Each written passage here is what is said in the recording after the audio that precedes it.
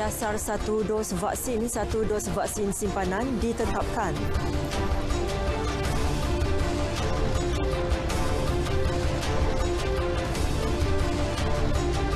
Lima 50 penduduk diarah kosongkan kediaman.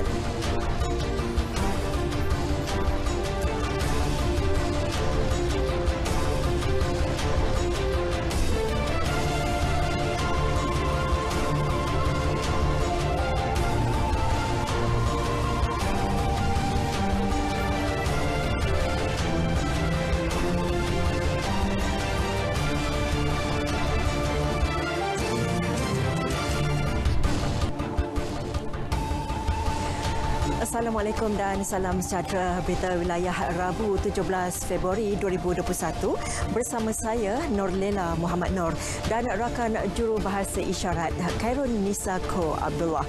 Terus setia sejam bersama kami untuk perkembangan berita dari seluruh negara.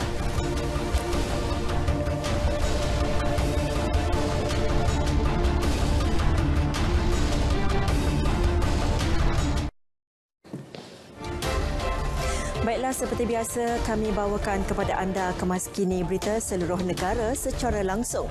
Di Johor, rakan penyampai Nur Al-Qila Arba'in akan memberikan perkembangan berita dari Johor.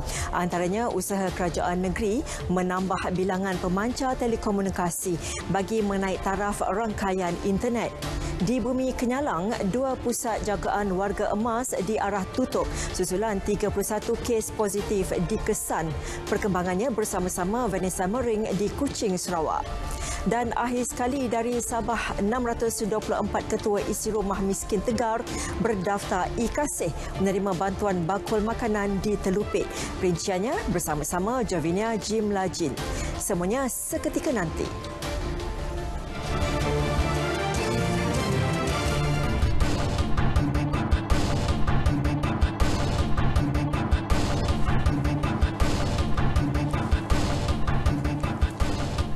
Kerajaan menerusi Jawatan Kuasa Khas Jaminan Akses Bekalan Vaksin COVID-19 menetapkan dasar satu dos vaksin simpanan bagi pelaksanaan program imunisasi COVID-19 kebangsaan. Menteri Sains, Teknologi dan Inovasi Khairi Jamaluddin Bakar berkata dasar berkenaan selari dengan saranan pengeluar vaksin yang menetapkan tempoh 21 hari bagi suntikan dos kedua vaksin.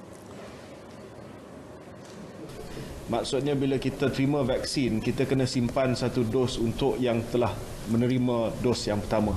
Oleh demikian, dasar kita adalah satu dos reserve. Satu dos reserve itu akan disimpan di pusat simpanan vaksin yang mana pusat simpanan vaksin ini adalah pusat-pusat di bawah Kementerian Kesihatan Malaysia. Beliau yang juga Menteri Penyelaras Program Imunisasi COVID-19 Kebangsaan berkata pihaknya juga menerima persetujuan Menteri Dalam Negeri untuk menggunakan khidmat polis Diraja Malaysia PDRM di pusat simpanan vaksin bagi menjaga keselamatan vaksin-vaksin berkenaan.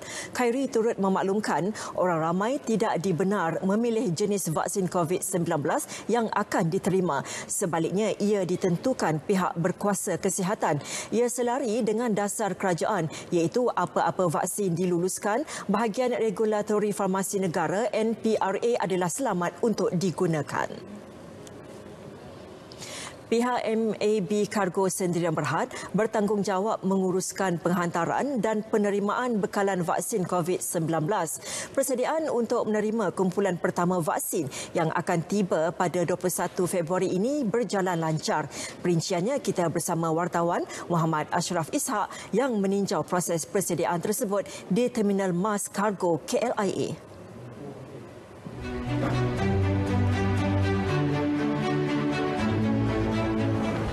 Di belakang saya ini merupakan pesawat Airbus A330-300 milik Malaysia Airlines yang bakal mencipta sejarah dengan membawa kumpulan pertama vaksin COVID-19 jenis Pfizer-BioNTech pada 21 Februari nanti.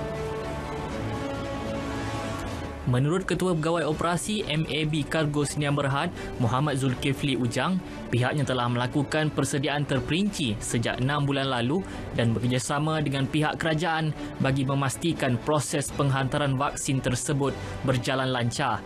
Beberapa percubaan dan proses simulasi telah dilakukan sebelum ini bagi memastikan suhu vaksin yang dihantar dapat dikekalkan sepanjang perjalanan.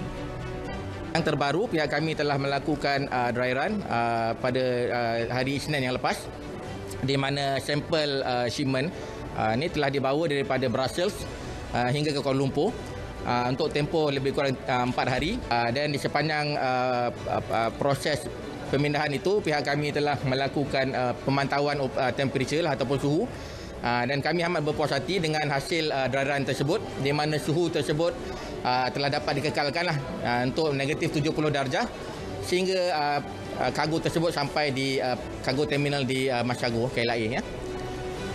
Tambahnya, pihak MAB Kargo sudah biasa menguruskan penghantaran vaksin-vaksin hampir setiap hari dan melibatkan jenis vaksin yang mempunyai ketahanan suhu yang berbeza. Pihaknya juga mempunyai fasiliti yang lengkap sekiranya perlu menyimpan vaksin yang diterima secara sementara untuk tujuan transit. Saya amat yakin dengan kemampuan pihak kami, terutama dari segi pekerja yang telah dilatih, kami semua telah melalui senarai kursus pengandalan vaksin baru-baru ini, diperbarui.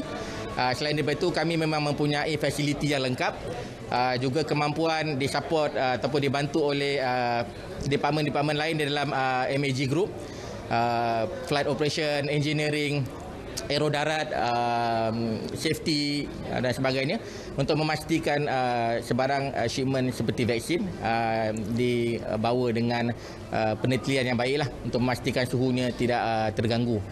Mengulas mengenai proses pemindahan bekalan vaksin setelah tiba di tanah air pada 21 Februari nanti, beliau menjelaskan ia akan dilakukan dalam waktu yang singkat dalam tempoh 30 minit.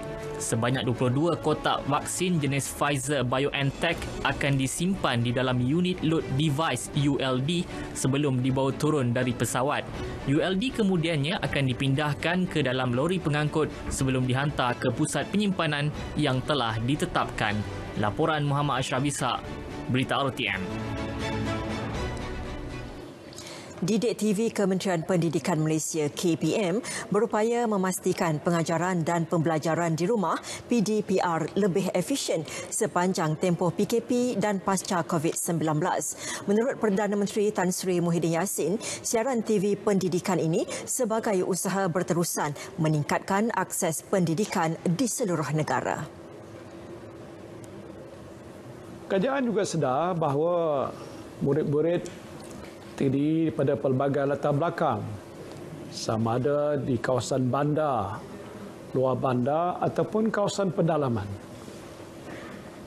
Oleh yang demikian, kita perlu terima hakikat bahawa pelaksanaan PDPR secara dalam talian masih belum dapat dilaksanakan secara menyeluruh dalam tempoh yang singkat. Ini ialah kerana sebahagian besar murid tidak memiliki peranti sesuai dan juga faktor kekangan akses kepada internet. Justru kerajaan telah pun bersetuju untuk mewujudkan satu saluran khusus untuk siaran TV pendidikan. Tan Sri Muhyiddin melancarkan saluran khusus TV pendidikan secara terestrial Didik TV KPM. Ia bersiaran di saluran TV OK RTM, Tutor TV Astro dan Didik TV at NTV7 bermula 7 pagi hingga 12 tengah malam setiap hari. Saluran akan menyiarkan program-program berteraskan kurikulum dan ko-kurikulum KPM. Juga berita mengenai dunia pendidikan daripada peringkat prasekolah hingga tingkatan 6, program bercorak didik hibur dan kandungan yang dihasilkan murid. Kandungan pembelajaran sepanjang hayat yang memberi fokus kepada nilai-nilai murni dan pembangunan karakter murid turut disiarkan. Sementara itu, Perdana Menteri turut memuji komitmen para guru dalam mendidik pelajar meski berdepan cabaran pengajaran dalam suasana norma baharu. Tan Sri Muhyiddin yakin warga pendidik memiliki kemahiran dan pengalaman menyampaikan kandungan pembelajaran secara kreatif bagi menjamin kualiti pengajaran berada pada tahap terbaik. Baru-baru ini saya kesempatan untuk menonton slot Road to Success SPM 2020 bagi subjek matematik kertas 1 oleh Cikgu Azman Saad. Antara yang menarik perhatian saya adalah cara penyampaian guru yang begitu kreatif. Program sebegini adalah sangat baik bagi membantu calon peperiksaan CJ Pelajaran Malaysia SPM yang akan mula menduduki peperiksaan pada minggu hadapan. Beliau berharap usaha tersebut mendapat kerjasama daripada murid dan ibu bapa bagi memastikan sistem pendidikan negara dapat dipacu ke tahap lebih cemerlang. Susulan pengumuman pelaksanaan Perintah Kawalan Pergerakan Bersyarat PKPB di beberapa negeri bermula Jumaat ini. Rata-rata rakyat di Terengganu menyambut baik pengumuman tersebut dan menyifatkan kelonggaran syarat dalam tempoh PKPB di negeri itu memberi sinar baru kepada peniaga serta industri lain untuk meneruskan operasi. Malah kebenaran melakukan pergerakan melebihi 10 km banyak memberi kelegaan kepada mereka. Utamanya untuk industri outdoor dan juga adventure. Sebab Terengganu ni landscape dia memang ekonomi berdasarkan pelancongan salah satu lah. Dan memang background ataupun landscape di Terengganu ni merupakan nature dan adventure. So sikit sebanyak bila dah buka PKPB ni, dia akan merancangkan balik aktiviti rekreasi, aktiviti outdoor, pengembaraan keseluruhan di negeri Terengganu. PKPB ni mungkin boleh jadi sebagai nafas baru untuk dia orang untuk start balik cari kerja, peluang pekerjaan, jadi start balik berniaga. Jadi benda ni kita boleh nampak ia boleh membantu sektor ekonomi lah. Tidak kurang juga yang memohon supaya rentas daerah dibenarkan bagi membantu menaikkan sektor pelancongan domestik. Lagi tidak membenarkan merentas negeri dan daerah. Jadi di situ saya melihat ada sedikit kelompangan yang akan berlaku di mana walaupun PKPB dan masyarakat komuniti ini masih lagi tidak boleh merentas negeri dan daerah, maka saya rasakan pelancong-pelancong ataupun kehadiran komuniti ke Pasar Payang tetap akan menurun. Boleh PKP dilonggarkan supaya senang orang-orang datang melancong dan untuk menjaga ekonomi negeri masing-masing lah. 26 sekatan jalan raya SJR yang diadakan di seluruh Negeri Sembilan ketika pelaksanaan Perintah Kawalan Pergerakan PKP akan diteruskan meskipun negeri itu akan berada dalam tempoh PKPB bermula 19 Februari sehingga 4 Mac depan.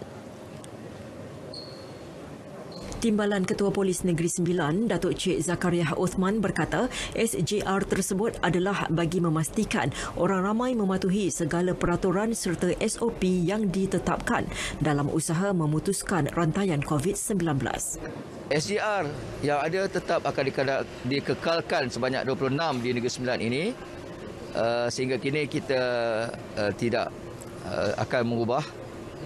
Pematuhan juga akan diteruskan seperti mana yang telah dilakukan dan seterusnya kita akan terima arahan dari semasa ke semasa daripada pihak yang berwajib untuk meneruskan operasi ini.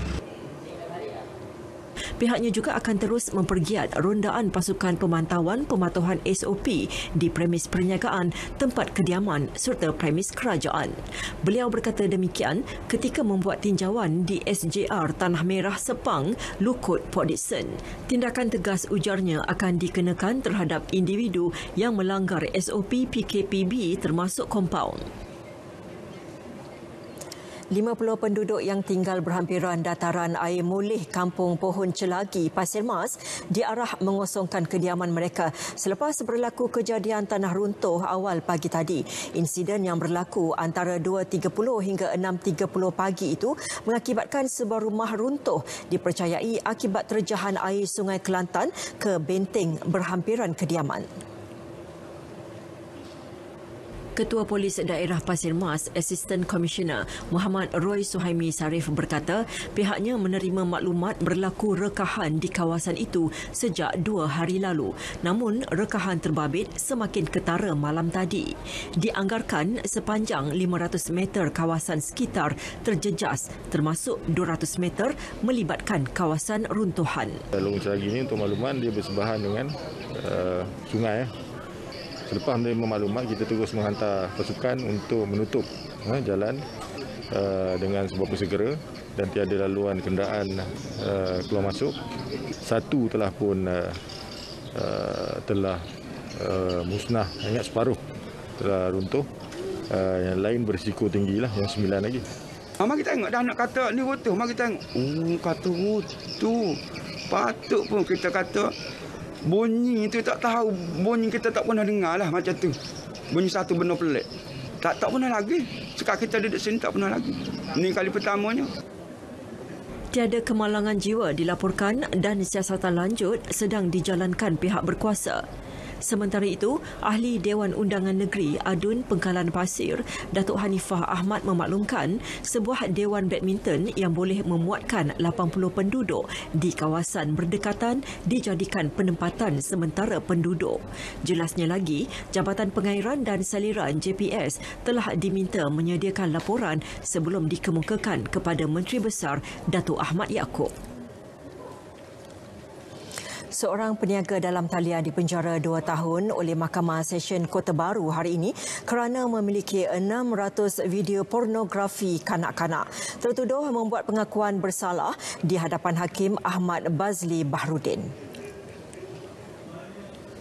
Tertuduh Muhammad Rizwan Maidi, 26 tahun, didakwa melakukan kesalahan tersebut di bawah Seksyen 10 Akta Kesalahan Seksual terhadap Kanak-kanak 2017 dan boleh dihukum di bawah seksyen yang sama iaitu penjara tidak melebihi 5 tahun atau denda tidak melebihi RM10,000 atau kedua-duanya sekali. Tertuduh yang tidak diwakili peguam dalam rayuannya memohon mahkamah meringankan hukuman kerana dia perlu menjaga kedua orang tuanya yang menghidap penyakit strok. Bagaimanapun, Timbalan Pendakwa Raya Negeri Sharifah Armida Sasha Amir Sharifuddin memohon mahkamah mengenakan hukuman setimpal terhadap tertuduh demi kepentingan awam dan memberi pengajaran kepadanya serta masyarakat. Jelasnya kes itu juga melibatkan bahan lucah kanak-kanak yang sememangnya tidak berupaya dari segi mental dan fizikal yang seharusnya dilindungi kepentingannya. Mahkamah kemudian mengenakan hukuman penjara 2 tahun bermula dari tarikh tertuduh ditangkap 11 Februari lalu. Baiklah, untuk mendapatkan laporan cuaca semasa langsung dari Jabatan Meteorologi bersama pegawainya Abdul Aizat Nazmi Azmi. Silakan. Assalamualaikum dan salam sejahtera laporan cuaca.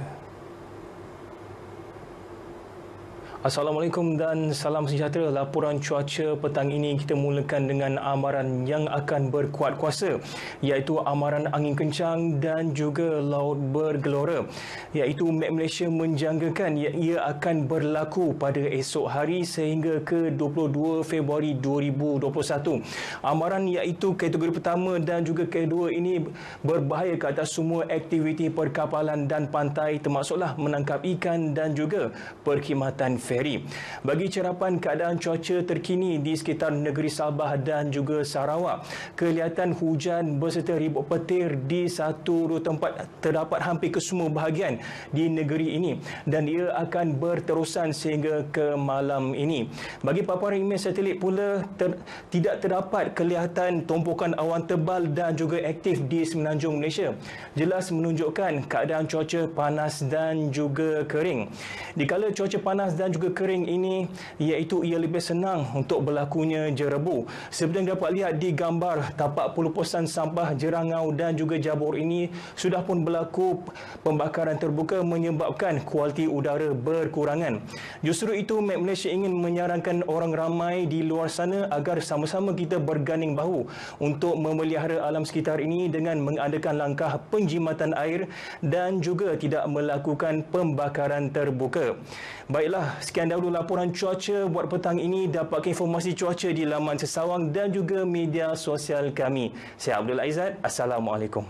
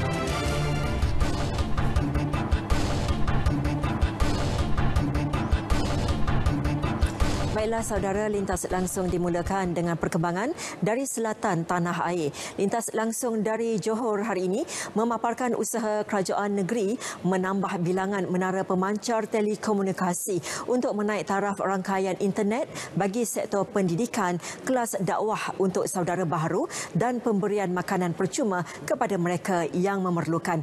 Jadi bersama Nur Arkila Arba'in untuk berita sepenuhnya di sana. Silakan Arkila. Baik, terima kasih Nur Lela. Usaha Kerajaan Johor memantapkan sektor pendidikan terutama aspek pengajaran dan pembelajaran di rumah PDPR menerusi kerja-kerja menaik taraf dan membina menara pemancar menunjukkan perkembangan positif. Projek fasa pertama melibatkan 13 menara kini dalam fasa akhir. Esko Pendidikan, Penerangan, Warisan dan Budaya Johor, Mazlan Bujang berkata, setakat ini proses penukaran rangkaian 3G kepada 4G berjalan lancar melibatkan pelbagai kawasan bandar, luar bandar dan pedalaman. Penambahbaikan yang dilaksanakan ketika ini membantu guru-guru dan pelajar-pelajar sekolah untuk mendapatkan akses yang pantas. Ini memandangkan Johor turut memperkenal siaran Cikgu Tiup sebagai pelan bantuan sepanjang PDPR. Dengan ada pemancar baru 6107 ini akan memberi kata orang ni coverage yang lebih baik untuk negeri Johor. Dan untuk fix penjaya talian pula dipanggil talian tetap, kita tengah proses menukarkan daripada kabel-kabel copper kepada kabel-kabel fiber, jadi menukarkan liputan daripada 3G kepada 4G. Dalam waktu terdekat, semua 13 menara pemancar itu diyakini dapat berfungsi dengan baik sekaligus membantu ibu bapa, guru-guru dan pelajar sekolah untuk melancarkan proses PDPR. Yayasan Dakwah Islamiyah Malaysia Yadim Johor meningkatkan kerjasama dengan Persatuan-Persatuan Cina Muslim dan Pertubuhan Kebajikan Islam Malaysia (PERKIM) bagi membantu usaha dakwah secara dalam talian kepada saudara baharu di negeri ini. Pengarahnya Muhammad Amar Abdullah berkata, ia satu alternatif untuk memastikan tiada saudara baru yang tercicir dalam menuntut ilmu agama Islam. Menurutnya, tempoh sukar ini menyebabkan kelas dakwah dilaksanakan dalam talian. Namun, ramai tidak dapat menyertainya kerana masalah rangkaian dan tiada gadget. Meskipun wujud perbezaan kepuasan, namun Yadim mengambil inisiatif dengan menawarkan pelbagai pengisian menarik dan mudah difahami. Kelas saudara baru kita buat secara mingguan. Kita akan ada seminggu sekali bersama saudara baru, dan yang setiap hari tu adalah dia ada program-program ni lah, macam video, saya cakap video pendek tu dia akan ada setiap hari di 9 pagi selama 10 minit. Dan program-program lain tu kita menyusun berdasarkan kepada kerjasama rakan strategik kita lah, sama ada seminggu sekali ataupun dan sebagainya. Menggunakan platform online, kita mampu meningkatkan produktiviti kita, di mana kita boleh belajar dengan secara fleksibel bila-bila masa, dan kita pada masa yang sama kita juga mampu menguruskan task kita dengan berkesan. Menyedari semakin ramai dihimpit masalah kewangan ketika penularan pandemik COVID-19, pasangan suami isteri Siti Nazirah Norzri dan Muhammad Atif Wan Kamal mengambil inisiatif menjalankan kerja amal dengan memberikan makanan percuma kepada mereka yang kurang berkemampuan. Pengusaha restoran ini mempelawa golongan terlibat untuk datang ke premis mereka di Jalan Kolam Air 2, Nong Chik, Johor Bahru bagi menikmati sajian percuma bermula 10 pagi hingga 11 malam setiap hari. Siti Nazirah berkata idea itu tercetus selepas didatangi seorang lelaki pada pukul 11 malam dan meminta 2 bungkus nasi kepada dia dan anaknya yang kelaparan. Bermula daripada situ, mereka berniat untuk meneruskan kerja amal dengan menjadikan pendakwah terkenal Ustaz Abid Liu sebagai contoh dalam kerja-kerja amal. Sekarang mungkin diorang malu nak masuk. Lagipun kami tak siapkan makanan yang siap kan, sebab kadang-kadang takut makanan, kita siapkan makanan, takut makanan sejuk ke, ayam goreng macam keras kan. So jangan malu, datang je cakap minta je. Apa nak makan minta je. Selain memberikan makanan percuma kepada orang susah, mereka juga menyumbangkan makanan kepada gelandangan setiap Jumaat serta kepada ibu mengandung.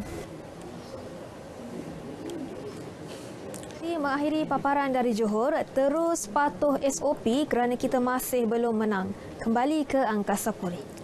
Baik, Akila, terima kasih. Baiklah, perkembangan semasa COVID-19, pelaksanaan PKPD di Kampung Sungai Maung dan Taman Univista antara laporan yang diberi tumpuan dari Sarawak. Vanessa Mering terus langsung bersama anda di sana. Silakan, V. Terima kasih Nolela, salam hormat dan salam sejahtera. 2 pusat jagaan warga emas di Sibu telah diarah tutup sementara susulan 31 kes positif COVID-19 dikesan semalam melibatkan penghuni dan petugas di kedua-dua pusat jagaan tersebut. Menteri Kebajikan, Kesejahteraan Komuniti Keluarga dan Pembangunan Kanak-Kanak Datuk Seri Fatimah Abdullah yang kesal dengan kejadian itu berkata salah satu pusat itu merupakan pusat jagaan berkediaman yang tidak berdaftar dengan Jabatan Kebajikan Masyarakat JKM namun mempunyai lesen beroperasi. Manakala pusat jagaan warga emas yang kedua berdaftar dengan JKM telah dipantau sebelum ini dan status pematuhan prosedur operasi standard SOP pada tahap yang baik. Datuk Seri Fatimah berkata hasil siasatan awal kebarangkalian jangkitan di kedua-dua pusat itu akibat aktiviti keluar masuk penghuni dan petugas dari kawasan berisiko COVID-19. Beliau menyatakan demikian dalam sidang media laporan bulanan Jawatankuasa Pusat Sehenti bagi menangani dadah dan substans Negeri Sarawak di Kuching. Ketika ini, kesemua penghuni dan petugas yang positif telah dirawat di hospital, manakala petugas dan penghuni yang negatif dikuarantin di asrama dan tidak dibenarkan balik ke rumah untuk tujuan mengawal penularan. Datuk Seri Fatimah juga mengingatkan agar 37 pusat jagaan termasuk warga emas, pusat jagaan orang kurang upaya, pusat jagaan kanak-kanak di Sarawak terus memperketatkan SOP sedia ada. Pelaksanaan Perintah Kawalan Pergerakan diperketatkan PKPD secara bersasar adalah langkah yang lebih berkesan dalam mengekang penularan wabak COVID-19 di Sibu.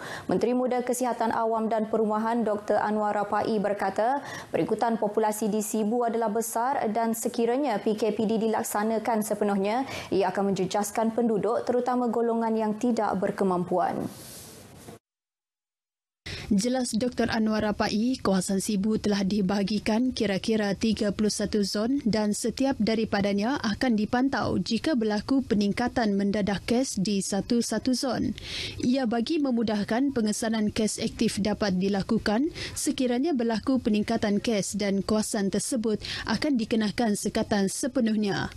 It is updated daily and we are actually in the middle of to make it much easier for the public to access it so that they just click it and know increase and which zone they belong to.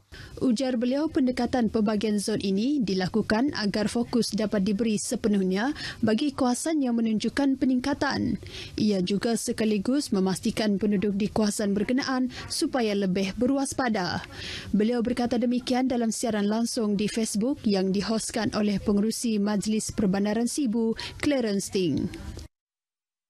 Ketua Masyarakat, Ketua Kaum, Persatuan dalam Komuniti serta seluruh warga Kota Semerahan diseru supaya bersatu untuk membantu petugas barisan hadapan dalam memutuskan rantaian wabak COVID-19. Ahli Parlimen Kota Semerahan, Rubiah Wang, dalam satu kenyataan media meminta mereka supaya lebih berdisiplin dalam mematuhi prosedur operasi standard dan garis panduan yang telah ditetapkan oleh Kementerian Kesihatan serta pihak berkuasa. Rubiah Wang menyeru warga Kota Semerahan supaya menjalani saringan COVID-19 di klinik-klinik kesihatan sekiranya bergejala atau menjadi kontak rapat kepada individu yang telah dijangkiti. Semalam, Jawatan Kuasa Pengurusan Bencana Negeri JPBN berkata daerah Semerahan bertukar status daripada jingga kepada merah dengan sejumlah 57 kes jangkitan tempatan dilaporkan dalam tempoh 14 hari lepas.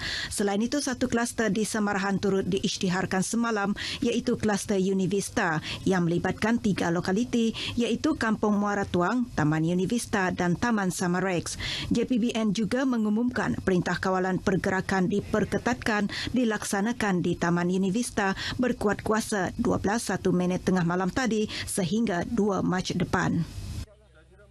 Penduduk di Kampung Sungai Maung dinasihati supaya memberi kerjasama kepada pihak berkuasa bagi memastikan kelancaran pelaksanaan Perintah Kawalan Pergerakan Diperketatkan PKPD yang bermula tengah malam tadi di kawasan tersebut. PKPD yang berkuat kuasa sehingga 2 Mac depan dilaksanakan susulan peningkatan kes positif COVID-19 melibatkan kawasan terbabit. Ketua Kampung Sungai Maung, Masni Mori berkata penduduk kampung boleh menghubungi Ahli Jawatan Kuasa Kemajuan dan Keselamatan Kampung JKKK sekiranya terdapat sebarang permasalahan sepanjang tempoh PKPD dilaksanakan. Pesanan pada semua penduduk, jangan panik, jangan lari, jangan bertapuk. Kita semua akan kerajaan tidak akan membiarkan kita. Mereka semua akan bantu kita dari apa-apa segi pun. Asal jangan malu beritahu, jangan malu bertanya. Mereka semua bersedia untuk membantu kita. Beliau yang ditemui pemberita menambah pelaksanaan PKPD di kawasan terbabit penting bagi mencegah penyebaran jangkitan di dalam maupun luar kampung. Tinjauan RTM ke kampung tersebut didapati terkawal dan kawalan ketat juga dilakukan di pintu masuk termasuk laluan alternatif. Pada tengah malam tadi kita telah laksanakan 2 sekatan jalan raya iaitu meliputi jalan utama masuk ke kampung Sungai Maung dan satu lagi di kawasan belakang rumah kampung ni iaitu kawasan JT tu. So kita pun dah sekat juga laluan masuk tu. So this mean kita ada 2 laluan keluar masuk ke kampung ni lah. Seramai 761 penduduk kampung berkenaan dijangka melakukan ujian saringan COVID-19 esok. Kluster Kampung Sungai Maung merupakan antara 6 kluster baru yang diisytiharkan Jabatan Kesihatan Negeri semalam. Dalam pada itu, pelaksanaan PKPD di Taman Univista Kota Semerahan juga bermula hari ini selepas satu kluster telah dikesan di kawasan tersebut iaitu kluster Univista. Ia merupakan kluster komuniti dan melibatkan 3 lokaliti di daerah Semerahan iaitu Kampung Muara Tuang, Taman Univista dan Taman Samarex. Pergerakan dalam kawasan Perintah Kawalan Pergerakan PKPD tanpa kebenaran polis Diraja Malaysia PDRM merupakan antara aktiviti yang tidak dibenarkan sepanjang penguatkuasaan PKPD di Kampung Sungai Maung, Kuching. Selain itu, orang luar tidak dibenarkan memasuki kawasan tempatan jangkitan PKPD tanpa kebenaran PDRM. Garis panduan prosedur operasi standard SOP berkenaan dikeluarkan oleh Majlis Keselamatan Negara bagi kawalan pergerakan. Semua laluan keluar masuk kawasan PKPD ditutup dan para penduduk di kawasan terlibat tidak dibenarkan keluar daripada rumah masing-masing. Manakala surau, masjid dan rumah ibadat serta sekolah di kawasan PKPD ditutup sepanjang tempoh tersebut dan semua sektor ekonomi tidak dibenarkan beroperasi. Semalam Jawatan Kuasa Pengurusan Bencana Negeri mengumumkan PKPD bagi Kampung Sungai Maung berkuat kuasa 12:01 tengah malam tadi sehingga 11:59 malam pada 2 Mac ini. Sekian berita wilayah dari Sarawak. Kita kembali bersama Norlela di Angkasa Puri. Silakan. Vanessa, terima kasih. 624 ketua isi rumah miskin Tegar berdaftar e-Kasih menerima bantuan bakul makanan di Telupit. Antara fokus laporan. Jadi terus saja langsung bersama Jovina Jimlajim di RTM Kota Kinabalu. Silakan Jovi. Ya, Nurlela, terima kasih. Salam sejahtera. 624 ketua isi rumah KIR miskin Tegar berdaftar e-Kasih menerima bantuan bakul makanan di Telupit. Pengagihan dikelolakan Pejabat Daerah Telupit melibatkan 4 mukim iaitu Ulu Labuk, Liwogu, Ulu Sapi dan Nangoh. Ahli Dewan Undangan Negeri Adun Telupit Johnny Bonje Kurum berkata, bantuan disalurkan sejak 27 Januari lalu kepada penduduk dari 42 kampung. Buat masa ini, kerajaan negeri memberikan secara one-off. Tapi sekiranya keadaan PKP ini berlanjutan, saya yakin dan percaya kerajaan akan prihatin dan akan meneruskan usaha ini. Johnny Bon yang ditemui ketika penyampaian bakul makanan di Dewan Serbaguna Kampung Wonot Telupit memaklumkan pihaknya dan Pejabat Daerah Telupit akan memohon 6,000 bakul makanan lagi daripada kerajaan negeri untuk diagih kepada penduduk. Sementara itu, di Balong Tawau, lebih 1,300 bakul makanan akan diagihkan secara berperingkat kepada golongan sasar yang telah dikenal pasti. Bantuan ini diadakan kerana seperti mana yang kita sedia maklum, selama pandemik ini banyak keperluan-keperluan khususnya kepada golongan e-Kasih dan juga B40 ini yang memerlukan bantuan-bantuan serupa ini iaitu bantuan bakul makanan dan bantuan-bantuan yang lainlah yang dipikirkan perlu. Hamil yang ditemui selepas menyampaikan bakul makanan di Kampung Kongsi 10 Tawau meminta penduduk B40 yang belum menerima bantuan bakul makanan agar berhubung terus dengan Unit Pemimpin Pembangunan Masyarakat UPPM atau Pusat Kawalan Operasi Bencana PKOB Majlis Perbandaran Tawau. Pembukaan semula baki perniagaan sektor peruncitan yang ditutup sebelum ini bermula 10 Februari lalu dilihat langkah tepat memacu perkembangan ekonomi khususnya peniaga kecil. Menurut Dekan Fakulti Perniagaan, Ekonomi dan Perakaunan Universiti Malaysia Sabah UMS, Profesor Datuk Kasim Mat Mansur, langkah itu membawa impak positif bukan sahaja kepada peniaga yang terkesan, malah masyarakat secara keseluruhannya. Sektor perusahaan kecil dan sederhana. Pengusaha-pengusaha yang terlibat dengan sektor ini hampir 1 juta bilangan mereka. Dan di Sabah ini kurang lebih dalam 7,000 pengusaha-pengusaha kecil dan sederhana di Sabah ini. Jadi peruncitan ini mungkin lebih besar daripada itu. Jadi walaupun dia nampak kecil tetapi impak dannya sangat signifikan kepada masyarakat dan pada ekonomi. Profesor Datuk Kasim menyatakan demikian kepada RTM di Kota Kinabalu. Meskipun sektor peruncitan dibuka sepenuhnya, namun masyarakat diingatkan supaya sentiasa berwaspada mematuhi prosedur operasi standard SOP ditetapkan bagi membantu melandaikan lengkuk pandemik COVID-19. Sementara itu, kebenaran bagi rumah ibadah bukan Islam beroperasi juga disambut baik dan dimanfaat sepenuhnya masyarakat. Tinjauan di sekitar Kota Kinabalu mendapati pematuhan ketat prosedur operasi standard SOP diutamakan oleh pihak pengurusan rumah ibadah. Antara SOP perlu dipatuhi ialah bilangan pengunjung tidak lebih 30 orang pada satu-satu masa dan sanitasi perlu dilaksana 30 minit sebelum dan selepas aktiviti keagamaan atau sembahyang. First, kami taftah umat yang mau datang. Hanya mereka yang ada pas baru boleh datang. Dan lepas itu bila sampai kita ambil SOP yang ditentukan, contohnya ambil suhu, lepas itu masuk dalam gereja, ditetapkan tempat duduk yang berjarak lah. Pukul 6 pagi sehingga 10 pagi dan petang pukul 5 pagi, petang sehingga 8.30 petang. Dulu 5 orang saja boleh datang itu puja dan tiap-tiap kali. Tapi sekarang dia 30 orang. Masyarakat digesa membudayakan norma baharu dan patuh SOP bagi memastikan kesejahteraan bersama. Selain perbezaan bahasa, makanan, budaya dan tradisi, identiti kaum turut ditampilkan menerusi pakaian. Seiring dengan peralihan zaman, cita rasa anak muda kini mempengaruhi rekaan fashion pakaian tradisi bagi menarik perhatian golongan berkenaan. Pakaian tradisi masyarakat Cina turut mengalami perubahan ini. Paparannya bersama wartawan Sahira Samaid. Terdapat pelbagai jenis pakaian tradisi Cina yang popular seperti Cheongsam dan Samfu. Eugene Chong, pengarah Everwest Photo iaitu butik pengantin yang popular di pusat bandaraya Kota Kinabalu yang beroperasi sejak 40 tahun lalu berkata, kini Cheongsam dan Samfu sering dipakai ketika majlis keramaian seperti majlis perkahwinan maupun semasa menyambut Tahun Baru. Ini adalah baju tradisional Chinese costume untuk lelaki. So you can see dari atas ada mandarin collar and then cabang bukanya memang dari tengah-tengah dan ke sebelah kanan dan buttonnya dari atas ke bawah. So usually ini adalah everyday baju for orang dulu-dulu lah. But sebab ini nobody going to wear this every day.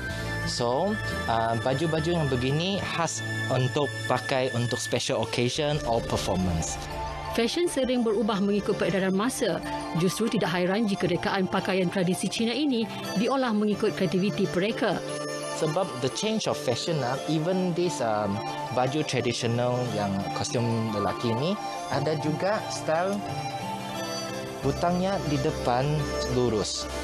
So you can see this is all about fashion. Okay, the colouring itself is all depends on the designer. Okay, usually guy will have a darker colour. Walaupun demikian, ia dilakukan tanpa menjejaskan keunikan tradisi masyarakat berkenaan. Pakaian tradisi ini turut mendapat permintaan tinggi terutama semasa musim perayaan, malah pembeli juga tidak terhad kepada kaum yang meraikannya. Dari segi permintaan dari masyarakat orang Cina atas pakaian-pakaian tradisional ini memang masih ada, terutama sekali apabila perayaan Tahun Baru Cina. Sebelum itu memang mulalah mereka mencari, dan yang ini terutama sekali di kawasan kami bukan saja masyarakat Cina, tapi masyarakat bukan orang Cina pun mencari juga pakaian tradisional ini. Ini menunjukkan permintaan senantiasa ada. Pemakaian pakaian tradisi oleh personaliti di pelbagai platform juga dilihat sebagai usaha positif untuk mengetengahkan budaya dalam kalangan generasi muda. Kita alur-alurkan news reader di TV station memakai pakaian tradisi sepena perayaan tertentu seperti Tahun Baru Cina.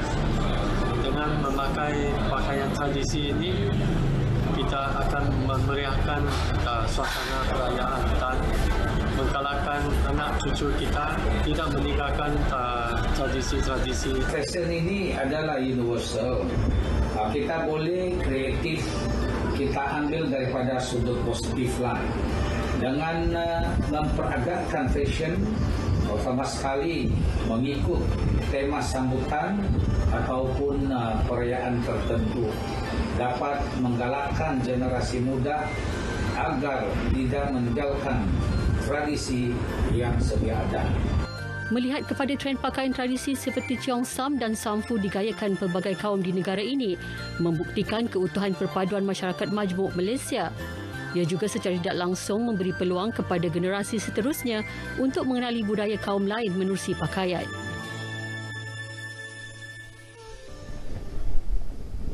Baik, saudara, paparan tadi mengakhiri berita dari Sabah petang ini. Terus patuh SOP, pastikan kita jaga kita. Kita kembali bersama Nurlela di Angkasa Puri. Silakan. Sekiranya WhatsApp anda tiba-tiba bertukar dari akaun peribadi ke akaun perniagaan dan anda gagal mengakses akaun peribadi berkenaan, itu menandakan telefon anda telah digodam. Itu taktik baru penipuan secara dalam talian dilakukan untuk menipu orang ramai membuat transaksi duit. Pengalaman itu dikongsi Raihan Abdullah, antara mangsa penipuan secara dalam talian minggu lalu. Menurut Raihan, awalnya beliau tidak menyedari telefonnya telah digodam sehingga dua rakannya menghubunginya dan memberitahu mereka telah membuat transaksi duit kepadanya ke akaun bank atas nama individu lain. Terkejut dengan perkara itu, dia terus membuat laporan polis selain membuat makluman di Facebooknya bahawa WhatsApp-nya sudah digodam bagi mengelak lebih ramai rakan terdekatnya ditipu. Seorang datuk bank in 1,500. Mula-mula dia bank in 1,500. Lepas tu dia bagi tahu saya sudah transfer. Dalam masa yang tu juga dia mesej balik kepada Datuk. Dia cakap, Datuk tolong masukkan lagi 2,000 sebab orang yang dia guna nama saya lah tenat dan sedang dirawat oleh doktor. So ayat tu memberi orang tu terlalu takut dan dia desak. Sementara itu, Presiden Pertubuhan Kebajikan Pengguna Telco Malaysia, Datuk Seri Dr. Shahar menasihatkan pengguna untuk memadam segera kod 6 digit yang digunakan untuk mendaftar akaun WhatsApp kerana ia membolehkan telefon seseorang itu digodam. Ada setengahnya yang menggunakan ID kod pengguna. Mana kalau kita nak daftar dekat WhatsApp, ya, dia akan bagi kita 6 digit kod, ya, 6 digit kod. Dan 6 digit kod ni kalau para scammer ataupun orang yang dapat 6 digit kod ni, dia boleh umpama dia sendiri punya WhatsApp. Mereka ditemui pada sidang media kes penipuan skamer secara dalam talian di Ceras, Kuala Lumpur. Sebanyak 6,552 kes direkodkan sejak tahun 2018 hingga September tahun lalu, membabitkan kes penipuan tersebut.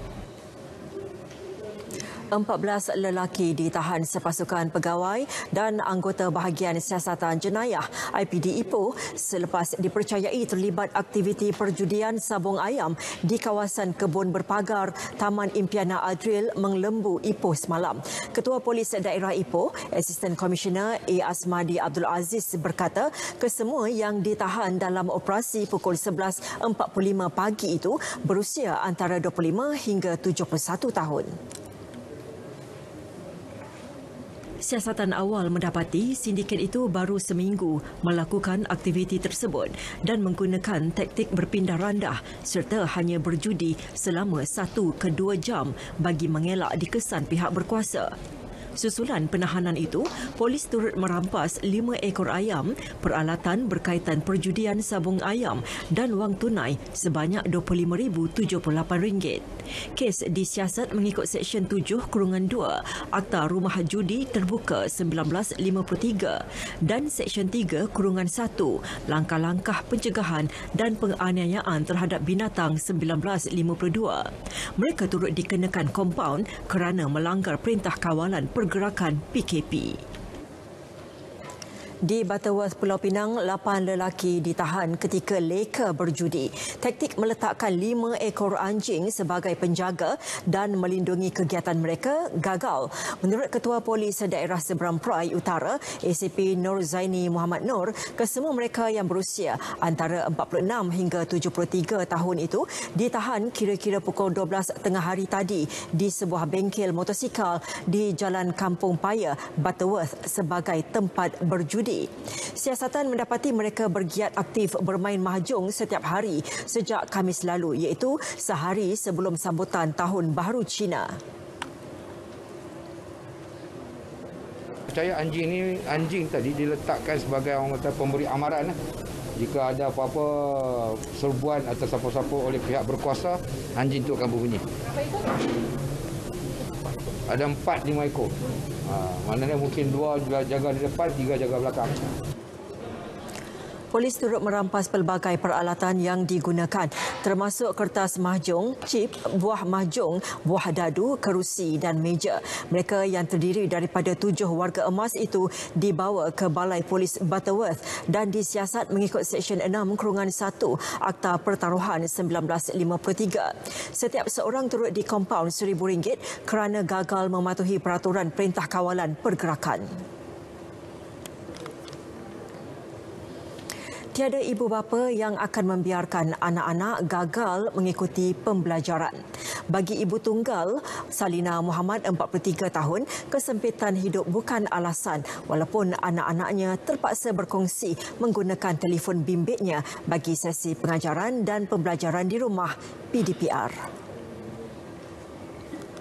Bagaimanapun ia agak menyukarkan, lebih-lebih lagi apabila waktu pembelajaran bertindan antara ketiga-tiga anaknya.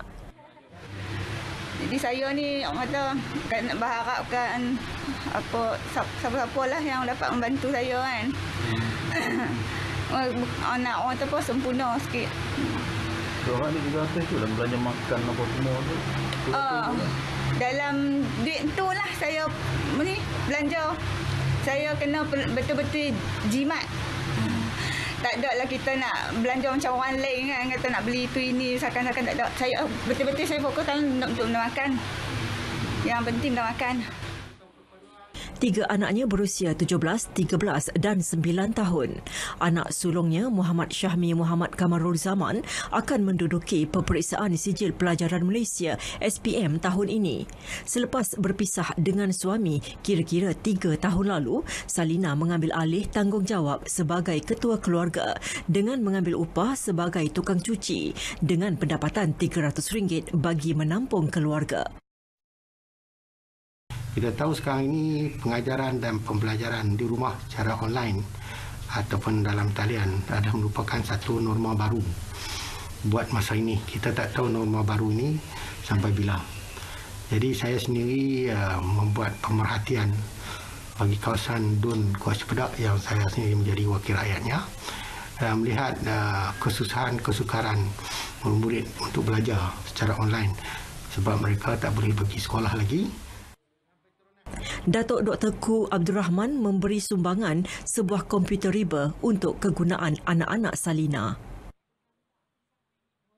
Saya bersyukur sangat-sangatlah pasal Datuk sudi bantu bagi laptop apa, nak mudahkan ni untuk saya belajar online apa. Sebab sebelum ni kalau pakai telefon saja, kadang-kadang nak pakai, adik pun nak pakai apa. Dengan kata-kata dia kecil apa, dengan online apa yang susah lah saya nak pakai. Disebabkan tu ya, ada cara laptop ni senang sikit lah kalau saya nak belajar ke apa. Kemudahan dia senang kata banyak lah.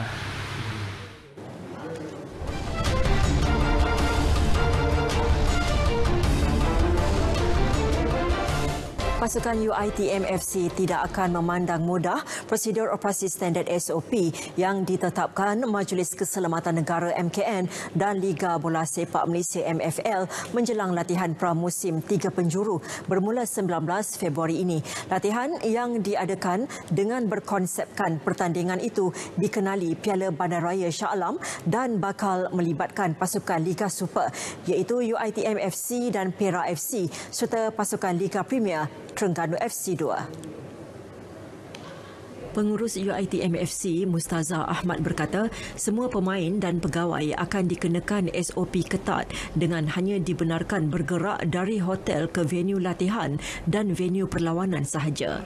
Ujian calitan yang ketat juga akan dipatuhi bagi memastikan konsep gelembung sukan sentiasa menjadi panduan buat semua pasukan. Setiap pasukan dia kena buat swab test. Untuk kes yang ini kita akan adakan bermakna sekarang ni 3 hari sebelum event, sebelum bertolak ke sini dia kena buat PCR swab test ya? Dan cuma yang negatif saja digunakan travel ya?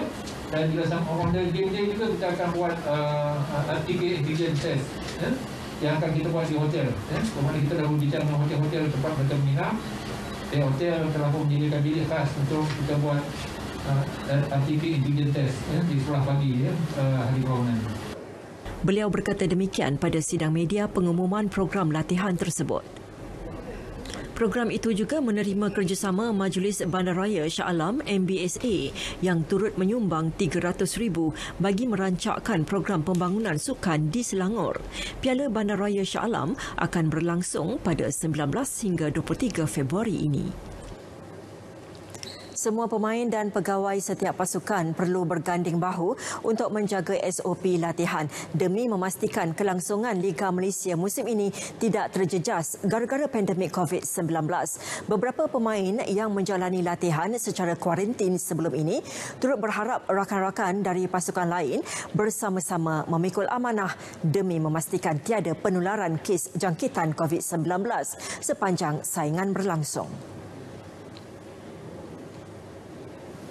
Pemain Pulau Pinang Abdul Latif Suhaimi mengakui SOP terbaru kali ini sedikit berbeza. Namun demi memastikan kelangsungan Liga Malaysia, dia sedaya upaya akan mengikuti setiap arahan yang ditetapkan. Di saya sendiri dan untuk kawan-kawan sahabat perjuangan sama kita satu arus lah, orang kata pemain bola dan manajemen sekali pun tak terlepas jugalah untuk menjaga SOP. Sebab untuk menjaga SOP ni kita sama-sama jaga kita family bola sepak dalam Malaysia, kita jaga sesama kita dan kalau boleh jangan langgar SOP lah. Sementara itu, pemain UiTM FC Afif Ashraf Muhammad Zabawi tidak menafikan SOP kali ini menuntut disiplin yang tinggi daripada pemain dan pasti memerlukan masa untuk membiasakan diri dengan norma baharu. Tambahnya, apa yang penting ialah semua pasukan telah diberi kebenaran untuk menjalani latihan bermula pada 15 Februari lalu dan selaku pemain, dia sudah tidak sabar untuk turun beraksi. So, sekarang semua tengah nak adapt lah dengan SOP baru ni. So kita just boleh pergi daripada rumah ke tempat training ke rumah, tapi lah tak boleh nak singgah ke mana-mana. Jadi itu satu norma baru yang kami perlu lalui lah. Beberapa pasukan yang telah mendapat kebenaran mula menjalani latihan pada Isnin termasuk UiTM FC selain Selangor, Selangor 2 dan PJ City memilih pendekatan home quarantine. Baiklah, kita ke berita seterusnya. Merisikokan nyawa dan terpaksa kuarantin daripada keluarga antara cabaran yang perlu diterima pasukan pengurusan jenazah pesakit COVID-19. Meski tidak mengenali jenazah tersebut, tanggungjawab dan amanah perlu diteruskan. Sebab ketika berkongsi pengalaman berkenaan, Ketua Penolong Pengarah Bahagian Pengurusan Dakwah Jabatan Agama Islam Wilayah Persekutuan Jawi, Maizura Syamsuddin berkata, berbanding warisi mati, mereka adalah individu paling dekat kerana perlu menguruskannya mengikut SOP pengurusan jenazah dalam Islam. Kalau waris, dia hanya melihat dari jarak 1 meter untuk pengecaman. Tetapi kita pengurus jenazah, kita berada dekat, kita memang menyentuh sebab kita nak rasa dia punya di mana wajah, muka, di mana tangan berada. So kita kena sentuh bila kita tayamum. Sehingga kini 189 jenazah telah diuruskan oleh Jawi dan Jakim dari 9 buah hospital. Hakikatnya, penyertaan petugas pengurusan jenazah amat terhad selain perlu memakai PPE sepanjang proses terbabit. Kita terus kafankan dia setelah kematian itu, dikafankan dia oleh pihak Kementerian Kesihatan, pihak petugas hospital. Kemudian setelah selesai kafan, kita sanitizekan dia. Setelah sanitize, baru diserahkan kepada pasukan petugas terdiri pada pihak Jabatan Agama Islam Negeri, ganti kepada mandi, tayamum itu, kemudian disolatkan. Setelah disolatkan, baru dibawa ke tanah perkuburan lah untuk dikebumikan. Baiklah saudara, laporan itu menutup berita wilayah hari ini. Terus berwaspada kerana COVID-19 masih berada di dalam komuniti kita. Sentiasa patuhi SOP dan amalkan norma baharu. Pastikan imbas kod MySejahtera di setiap premis yang anda kunjungi. Saya Nurlela Muhammad Nur. Assalamualaikum dan salam hormat.